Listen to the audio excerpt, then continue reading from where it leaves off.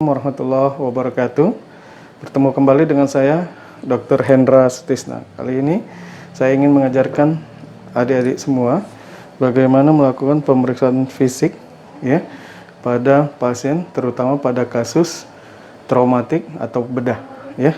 Sedikit berbeda dengan pemeriksaan fisik pada kasus umum atau secara umum lainnya, karena ada tambahan beberapa pemeriksaan. Di antaranya pada kasus bedah atau traumatik, kita harus mengingat tentang prinsip primary survey, secondary survey ya.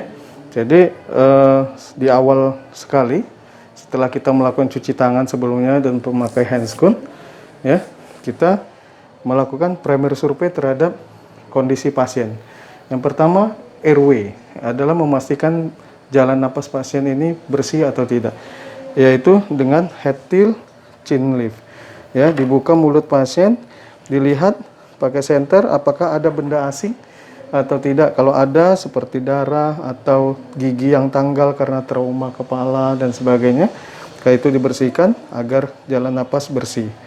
Yang kemudian setelah memastikan jalan napas bersih, dan selanjutnya adalah breathing, memastikan pernapasan pasien dengan cara look, feel, listen. Jadi lihat gerakan dadanya, rasakan pernapasannya ada atau tidak hembusan nafasnya, dan dengarkan ya.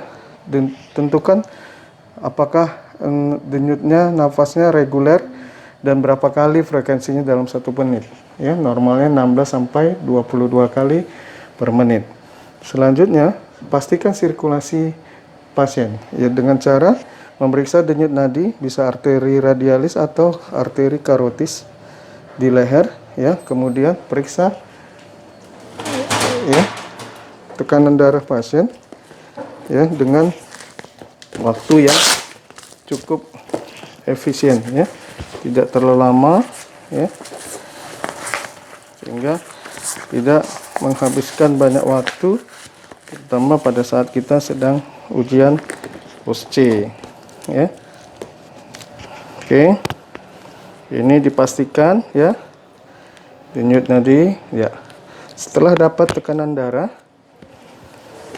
maka kita catat berapa sirkulasinya dan denyut nadinya kuat atau tidak, akralnya hangat atau dingin ya, untuk memastikan sirkulasi darah pasien ya. Yang kemudian D itu adalah disability, yaitu kita memastikan kesadaran pasien ya melalui GCS, diukur ya, eye ya, verbal movementnya ya, dilihat dia apakah buka mata, Pak buka mata ya, ternyata kemudian dilihat dia diajak bicara ya, verbalnya Pak di mana ini, di klinik ya, berarti dia sadar penuh ya. Kemudian coba gerakan tangannya, dia menyadari, dan ini GCS-nya mungkin 15 ya. Setelah itu periksa dengan pen light ya, periksa matanya, refleks cahayanya ya. Kemudian apakah pupilnya isokor atau anisokor, lihat anemis atau ikteriknya ya.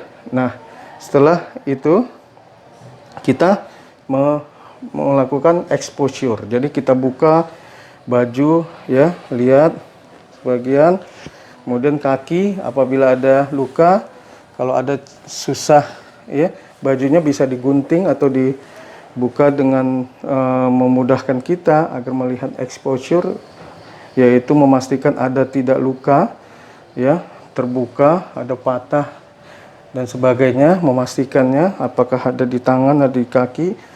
Kemudian memastikan NVD juga, neurovascular distal. Gerakannya, gerakan Pak, ya, kaki juga, ya, tangan, ya. Secara umum exposure sudah kita lakukan. Selanjutnya secondary survey. Secondary survey yaitu melakukan pemeriksaan generalisata, ya, dan juga lokalisata, ya. Generalisata kita ulang lagi pemeriksaan mulai dari kepala, kita memastikan ada nggak jejas pada kepala atau luka pada kepala, kemudian mata, lihat lagi anemis, ikterik ya. Kemudian lihat rongga hidung, mulut, apakah ada ya deformitas atau kelainan. Kemudian periksa leher, ada pembesaran kelenjar getah bening atau tidak ya. Kemudian pada daerah toraks, inspeksi, palpasi, perkusi, auskultasi. Kita bisa lihat inspeksi simetris, ada nggak jejas di toraksnya, kemudian palpasi, ya, kemudian perkusi, ya, kedua lapangan paru, kemudian bisa diperkusi, ya, dipalpasi kedua toraks, ya, 77 Pak? 77? Oke. Kemudian di auskultasi toraksnya, ya. Oke.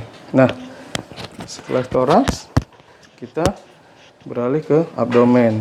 Lihat inspeksi apakah simetris, apakah ada jejas atau tidak.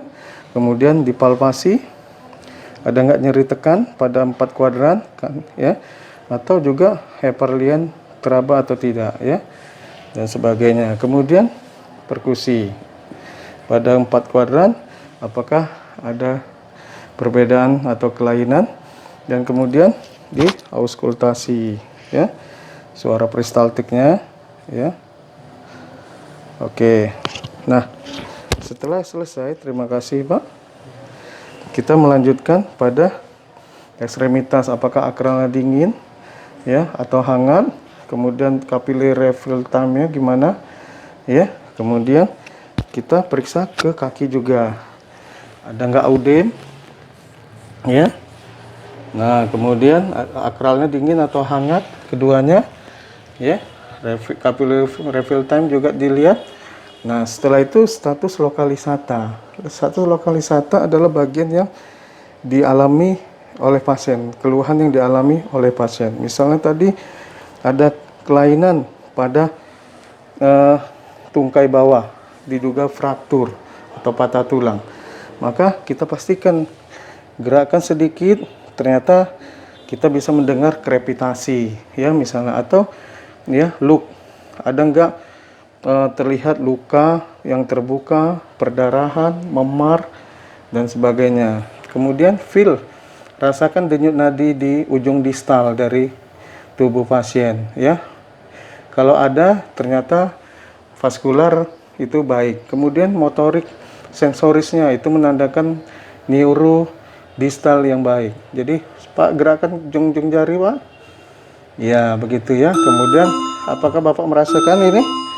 Nah, berarti neurovaskular distal pasien dalam kondisi yang baik, ya. Selanjutnya, ya, semua itu dilakukan, ya, dengan waktu yang sistematis, ya, dan efisien, sehingga tidak menghabiskan banyak waktu, ya.